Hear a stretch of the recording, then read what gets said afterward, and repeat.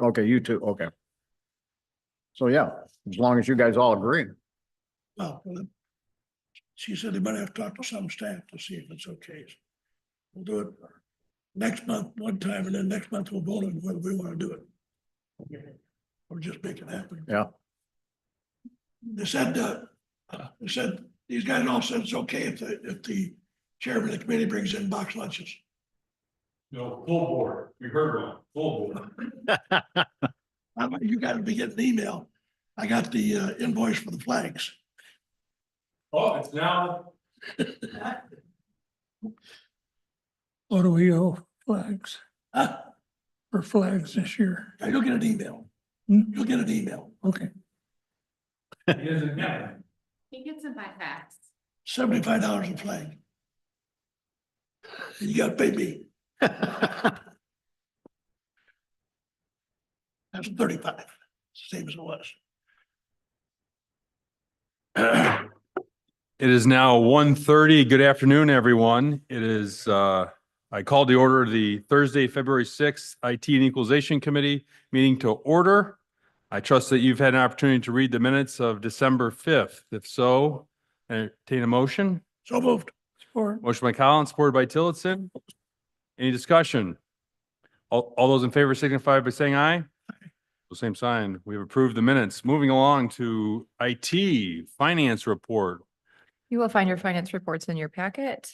You will see that at this time, there's going to be lower on the agenda. You see that there's a couple of projects that they were going to request closure from, 2402 and 2404. So that will put about a little over $1,400 back into your balance for future projects. And that balance is $320,514.03. If you have any questions, I will attempt to answer them. Any questions of the finance report? Hearing none, seeing none, we will move on now to the IT report. Mr. Ricker. Good afternoon. Afternoon. Good afternoon. Out of our current projects and projects we're kind of outlooking to. The computer replacement for 2024, you'll see later that we have a request in to close that. And then we will be also requesting to open the 2025 computer replacement. Our Cisco switch refresh, there's going to be a request for the second year lease approval for funding for that. The 2021 Cisco phone refresh, there'll be the request for the third year lease approval. The judicial ARPA project, just a little update on that. The probate cameras and TVs have been completed. The hallway TVs have been completed. Live scan is still being worked on. We've received the equipment and we're currently working with the state and everything to work out the details of how that will be connected. And security cameras are still being worked on. I believe the third floor is completed and we're beginning work on the second floor and then on down. There will also be a request to close out the vital record system project from 2024 as well. Other than that, if you have any questions. Any questions, Director Ricker?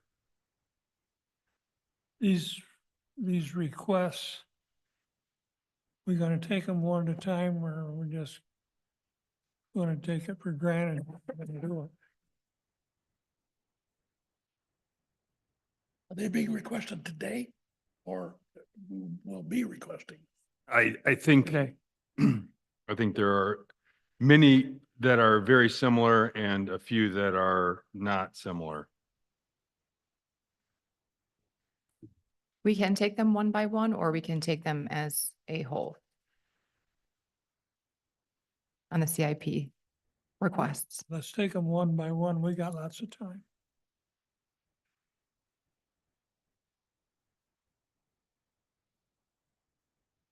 All right, we're going to take them one by one then.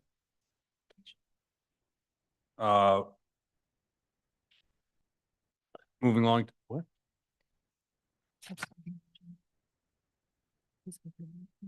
Okay, communications.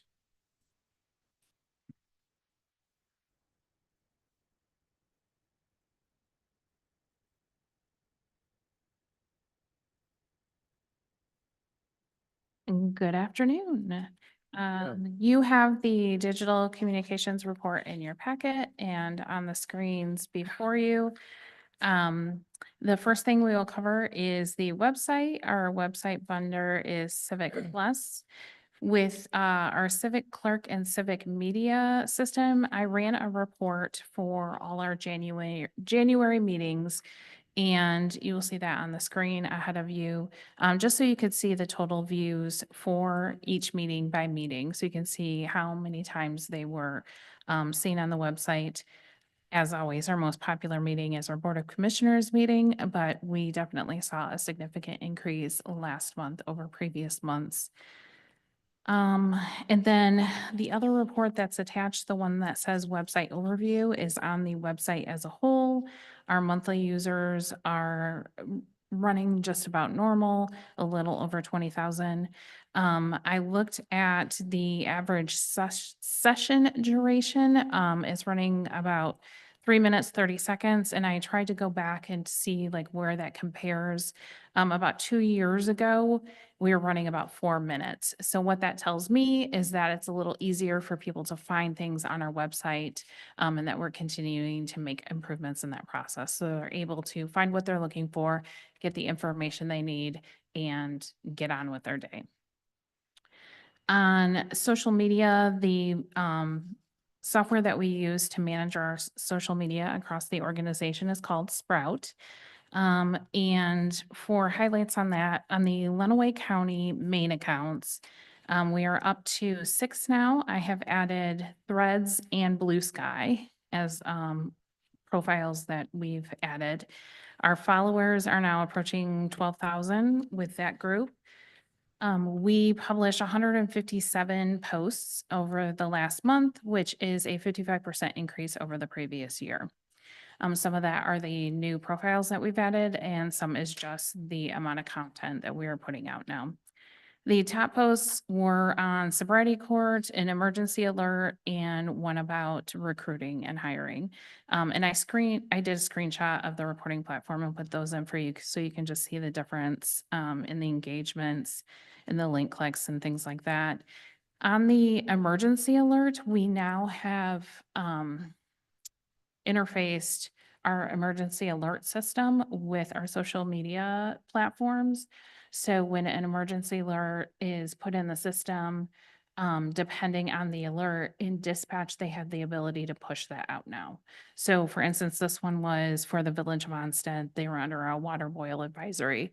So when that got put into the system in dispatch, they're able to hit a button and then that rave alert goes out over social media and informs our public, which is good for me because now I don't have to watch those and go in at all hours of the day and night and manually copy and then paste those into there. So I think that's fantastic. On the health department accounts, we have 5 of those. Their followers are approaching 8,000. We had 98 published posts. Top posts were radon. We did a big push on radon in January, vaccinations, and then of course we had that extreme cold week. On the Department on Aging, we have 9 of those accounts. Their followers are a little over 4,000. We're seeing a 14% growth over the previous year. Our published posts on this actually saw a bit of a decrease. Couple of reasons on that. One, the deputy director was out on paternity leave, which I think is great, but that also meant that we weren't pushing as many things out. On top of that, we've had to streamline some of the functions within Department on Aging and had to reduce the amount of users that had access to that account. So now all of the posts are being scheduled by myself or that deputy director. So we probably will see a decrease in the amount of posts that are going out. Their top posts were an employee spotlight. The Hudson Senior Center had a Lego building contest, and the Adrian Senior Center has a program about flying drones and airplanes within that gym in there. And we did a post featuring that. On the second page, I thought you would all be interested to know where we are at on our statistics on our live stream going out across Facebook. So I did take a screenshot of that. Now this is all of our January meetings combined, but total views were about 3,500 for January. Now I will give the caveat, this is just any kind of view. So that includes if somebody just watches it for 3 seconds or more. So they could just stop, scroll, say, what is this? And then kind of go on with their day. I will say we are seeing significant engagement on our meeting videos that are now streaming out there. And that has thus increased how many people are going to our website to watch them as well, whether it be the live stream or the recording. And YouTube does not have as big of a following. I just looked at those really quick and we're only seeing about 1 to 4 streams per meeting, depending on the meeting. On our email communication, we use Constant Contact as our software for that. We send out 2 weekly newsletters and 6 monthly newsletters. Last month, we set over 5,000 emails. We have over 16,000 email addresses within our system now. Our open rate and click rate are both well above industry average. And that's all I have. If anyone has any questions. Very impressive report, Jennifer. Is there any questions of the communications report? Mr. Van Dorn? Thank you, Mr. Chairman. First of all, I'd like to thank Jen and the staff at the administration for the new monitor up there. We've had a lot of compliments about it. It really helps out, and it's a great addition for the people that are chairing meetings up there. Number 2 is I had some conversation with Jen and the administrator, and I'd like the IT committee to, discuss this a little bit about going live streaming with our commission meetings. We've talked about it, so they have, Jen can probably tell you about the capabilities that she has. I'll let her do that because she can do it better than I can do it. But I think we need to set a goal of when we're going to start doing that. I've been watching some other political units that are online, and it's working great. I mean, they have the public comment at the beginning and they limit it to 3 minutes, and they have public comment at the end, and it's worked out great. Adrian City, I mean, I'm sure Terry's involved in that, going down there. I mean, they do a great job down there. So I think we're getting close to being ready for that. So maybe Jen could give us a little idea of how that would work. Yes, I think what you're referring to is the ability for public comment to come over the live stream and into the meeting. So people would be able to submit their public comment remotely and not necessarily in person. We do have the technology in place. We are capable of doing it right now, and if it is the will of the commission as a whole, that is something we can definitely move forward towards doing. There are some things we would need to do before we flip the switch on, so to speak. One, we would need to update our enhanced public participation policy that we just put in place this last year to set forward some guidelines on participation and how that would all work. And I believe there's the IT policy probably would, and that's coming forward in the near future. So we would probably need to make sure that was capable before we step forward. But can we do it? Yes, we can. And then we would have to watch and see how it's utilized going forward. Right now, I'm pretty busy back there, and I think I would be capable of handling that. But if we were to get a point where we got quite a few comments coming in, we may need to add additional staff back at that desk where we already have 2 people for most meetings. So that's just something we would need to watch going forward. Mr. Van Dorn? Yeah, the city, I mean, at the beginning, I think they had more people, but now it's down to a reasonable amount that they control. A little bit about the parking lot, how people, if they were waiting, instead of having all their pictures up there, they would be, could you tell us a little bit about? Yes. So the way we stream our meetings and the way we utilize Zoom, we would have everyone in a waiting room and waiting to comment, in which case I could let them enter one at a time. I would also, it would be a lot easier for me to control muting one person over an entire gallery of, 20 to 40 people. So then, if someone does violate our policy, it's pretty easy for me to turn it off. Same thing with visually. It's a lot easier to manage one person's behavior than an entire public's behavior. We have had instances, not necessarily public meetings, but where our staff have participated in Zoom meetings at the state level where people have not behaved like they should and have done some things that have caused issues. So just from a management standpoint, I think that that would be preferable to we run the video through Zoom anyway and then push that Zoom feed out to all of our streams. So that would be how I prefer to handle it. Mr. Van Dorn. So we had some discussion about maybe giving some time here to get, the policy straightened out and to give Jen some time looking at it, and maybe we could begin this.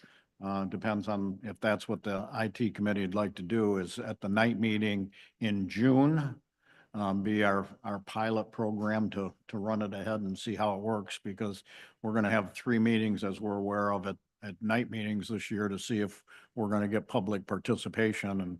And so that might be the ideal time to roll it out.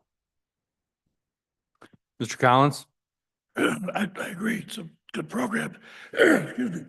The city is careful, and they don't do it every meeting, but often, to remind people, one, that this is not a time that you communicate and get answers back and forth with the commissioners. They make that very clear. Secondly, they tell people that if they start receiving redundant complaints, then they will block off people who intend to be redundant. And 3, make it very clear they'll not tolerate attacking a commissioner or someone else within the city. Those are all great points, Mr. Collins, and definitely something to research more on and evaluate. And one of my bigger concerns would be the ability of people far away from Lenawee County being able to public comment on our meetings and et cetera, since we are a county and we have issues that have even national scope to it at some levels. I wonder how you could filter that sort of thing. So Lenawee County residents' complaints and concerns were being heard without various outside groups and special interest groups, et cetera. Very interesting stuff that we find ourselves dealing with now that we're getting to the future.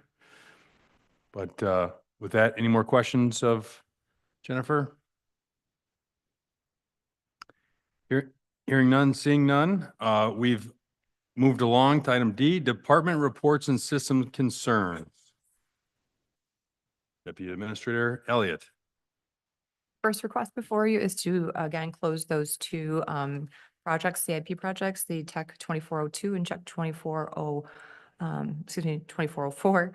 And that's again, the 2024 computer replacement and the vital records systems. With the closure of those projects, you again are putting back about $1,400, a little over $1,400 back into your balance. Support. Moved by Tilton, supported by Collins. Any discussion? Hearing none. All those in favor signify by saying aye. Aye. We have closed those out.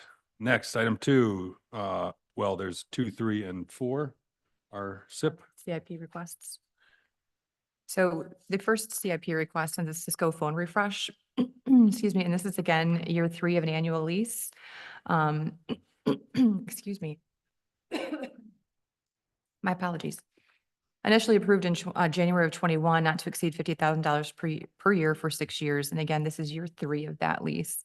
So the request is to, again, move forward with $50,000 for the annual lease fee. And again, this was approved in your CIP budget for 2025. Is there a motion to that effect? So moved. Motion by Collins, supported by Tilton. Any discussion? Hearing none. All those in favor signify by saying aye. Aye. Motion carries. All right, CIP. The next request before you is year 2 of 5 of the Cisco switch refresh. And this one is not to exceed $80,000. And again, was approved in your 2025 capital improvement plan. So moved. Support. Moved by Tilton, supported by Collins. Any discussion? Hearing none. All those in favor signify by saying aye. Aye. Aye. Same sign. Motion carries.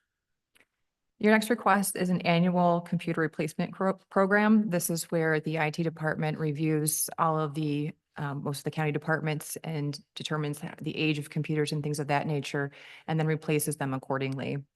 Annually, we appropriate $60,000 for the computer replacement program, which was approved in your capital improvement plan for 2025.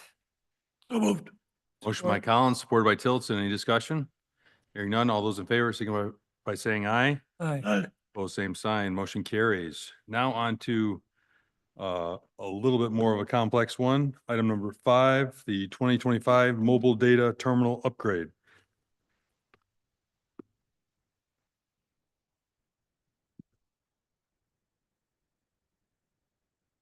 So. Sorry. You- So, Moved by this is- Tillotson, supported by Collins. Any discussion? Mr. Collins? Confirmed it earlier, but I just want to make sure we are reimbursed for non-Lenawee County users. PDs that use this system. That is correct. There's an agreement between the municipalities and the county in which they do support their terminals.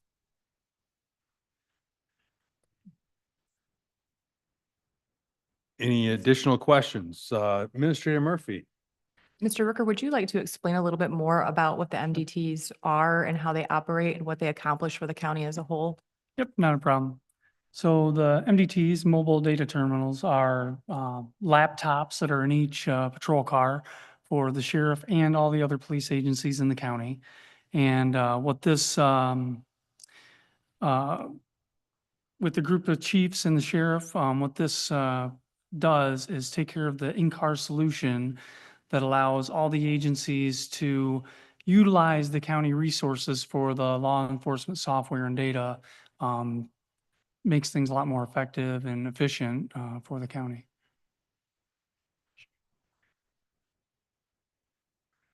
Administrator Murphy? Thank you. And I would just want to point out that although this may seem new to some of us, this program was originated, I think, back in 2018. Is that what we had clarified? I believe it's been going on longer than that, but the last time that we refreshed the equipment in the cars was in 2018. Correct. And so, So these devices now are aged and to the point where they need to be replaced. And so there is an agreement that is held between the county and each of the participating municipalities with an agreement on what that cost looks like. They're billed on an annual basis, they pay, and then this program does allow for each of the municipalities that have a law enforcement unit or a vehicle to have that updated MDT. They also have other equipment in their vehicles, which includes a modem, a printer, and different things like that. But right now, we're focused on the laptops. This fund does have a current fund balance. I believe it was around 157,000-ish, give or take a little bit. So it is starting with a fund balance, and this program will be paid for over a 5-year period, and those municipalities will be paying in on an annual basis also. So there's plenty of funding left in the event we do need to replace a printer or we need to replace a modem or something. We do have some funding in there. The process by which it works is the units make appointment with a representative from the IT department, and they'll either bring their unit to the department or the IT department will go to the municipality to make that exchange of the MDT. And if at any point an MDT goes bad within a vehicle under this program, they're able to get a replacement. Mr. Collins? We're reimbursed, it goes back into this fund. Yes. Any additional questions? No additional questions. All those in favor signify by saying aye. Aye. Opposed, same sign. Motion carries. All right, updates and other business. Any updates or other business? All right, moving right along, we have arrived at the equalization report. Good afternoon. Good afternoon. As far as our studies go, those have been completed, submitted to the state. There was issues with the BSNA form not carrying certain things over to the state form, but that has been fixed. The tentative equalization ratios and multipliers, I submitted those to the Telegram yesterday. They will be in the February 13th edition. And that will also go to all the township board reviews. Change notices, I'm in the process of running those today for the majority of the units that use our system. There's one unit that does use our live database that they run their own. But there's 17 jurisdictions that we do the change notices for. And we have to do them one by one because there's only one slot in that database to put the school district code. So I have to do a township by township because the millage rate is different for Adrian School in Madison Township than it is in Adrian Township. So we have to do those all individually. Then we'll put them all into one PDF and send them to the printers. March border review is the week of March 10th. And then our organizational meeting is March 4th, the Tuesday before. We're working on entering the personal property statements that have been returned. The deadline for those would be February 20th. So those change notices will be mailed out here or at the local unit, depending, because we have to have everything change notice wise to the printers by the 11th to get them out in time, 14 days prior to border review. So personal property not due until February 20th. That does not give us time to send them to the printers. I also made note of the designated assessor, the opt-out agreement. I did get, I believe there's 13 different jurisdictions that have signed that opt-out agreement. I did contact the state to see when would be a good time to do the opt-out agreement. And they said to contact our legal counsel on that, but our current contract runs through the end of this year, December 31st of 2025. I do not plan on renewing it. And so if we don't renew it and then let it expire, or if we do the opt-out agreement starting in January of 26, either way, it's going to come to the same thing, that we will just be a county that does not have a designated assessor, and the state will just appoint someone if needed. As far as the audit review, we did that in 2023. So it's every 5 years. So our next one would not be until 2028. And everybody passed, so there was no need for a designated assessor. So, and that's all I have. Any questions regarding the equalization report? Mr. Yeah. Dr. Van Doren. Thank you. I'm having a hard time understanding this, Shelley, sorry, but, so if you opt out, then you will have a person, right? Somebody within our department? No, because right now I am the designated assessor for the county. If we opt out, then we will not have a designated assessor for the county. And so if one is needed, the state will appoint someone. Right now, even though I am the designated assessor, if needed, the township does not have to choose me. They have an option. They could choose me. They can choose someone else that's level 3 or 4, or they can let the state pick someone. So there's really not a big difference as far as if we opt out starting in 26, or if we just let it expire. Okay. Administrator Murphy. And I just want to clarify, because I think sometimes we get confused, although Shelley is our equalization director for the county. Right. In this capacity, it is in the event any local municipality within our county falls into duress, or into a certain situation where their assessor needs to step away and another assessor needs to step in. When we say the designated assessor for the county, that doesn't necessarily mean that our county official is stepping in. It just means that it could have been someone from Hudson, it could be somebody from, anybody could be designated the county designated assessor at that point. So I just want to make some clarification that when you said we wouldn't have one if you stepped away, someone else could potentially step up, but obviously nobody is indicating that they want to. And the result would be that the state would appoint someone to step in the event whomever we have appointed we don't appoint anyone. Hmm. Okay.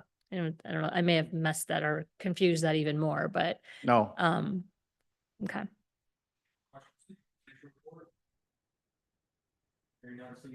Updates and other business? Updates and other business? Hearing none, seeing none. Any public comment? Any public comment? Any public comment? Hearing none, seeing none, I'd entertain a motion to adjourn. Oh, Motion by Tillotson, supported by Collins. All those in favor signify by saying aye. aye. Well, same sign. We are adjourned.